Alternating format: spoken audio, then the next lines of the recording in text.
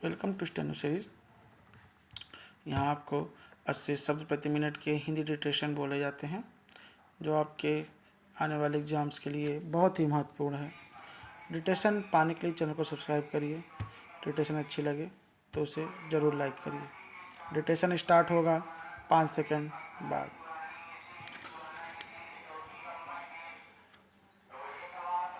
Start. Iran ने रविवार को ऐलान किया कि उसका आत्मरक्षा का अधिकार तब तक जारी रहेगा जब तक अमेरिका और इजराइल का आक्रमण खत्म नहीं हो जाता है, या फिर जब तक संयुक्त राष्ट्र सुरक्षा परिषद यूएन चार्टर के आर्टिकल 39 के तहत हमलावर देशों की पहचान कर उनकी जिम्मेदारियां तय नहीं कर देता। ईरान के विदेश मंत्रालय की तरफ से जारी बयान में तेहरान ने कहा कि यूएस व इजराइल के सैन्य हमले 28 फरवरी को सुप्रीम लीडर अयातुल्लाह अली खामिनेई और कई वरिष्ठ ईरानी अधिकारियों की मौत के साथ शुरू हुआ था। बयान के मुताबिक देश भर में सैन्य और सिविलियन इंफ्रास्ट्रक्चर पर हमले जारी हैं।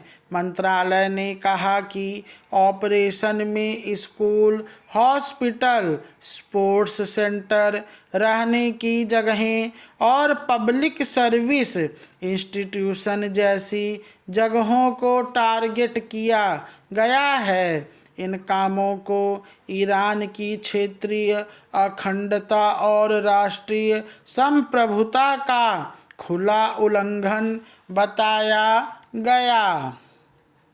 अमेरिकी राष्ट्रपति डोनाल्ड ट्रंप ने कहा है कि वह ईरान के साथ किसी तरह की बातचीत में दिलचस्पी नहीं रखते हैं। साथ ही कहा कि यह युद्ध तब तक जारी रह सकता है जब तक तेहरान की सैन्य क्षमता और नेतृत्व पूरी तरह खत्म नहीं हो जाता। एयरफोर्स वन में पत्रकारों से बात करते हुए ट्रंप ने कहा कि अगर ईरान के सभी संभावित नेता मारे जाते हैं और उसकी सेना खत्म हो जाती है तो बातचीत का सवाल ही नहीं बचेगा। उन्होंने कहा कि किसी समय शायद ऐसा होगा कि कोई भी यह कहने के लिए नहीं बचेगा कि हम आत्मसमर्पण करते हैं। ट्रंप ने ईरान पर हमले को यह कहते हुए जायज ठहराया कि तेहरान अमेरिका के लिए तत्काल खतरा बन गया था। वह परमाणु हथियार बनाने के करीब पहुंच रहा था। रिपोर्ट के अनुसार अमेरिका और इजराइल ईरान के समृद्ध यूरेनियम के भंडार को सुरक्षित करने के लिए भविष्य में विशेष बल भेजने के विकल्प पर भी चर्चा कर चुके हैं।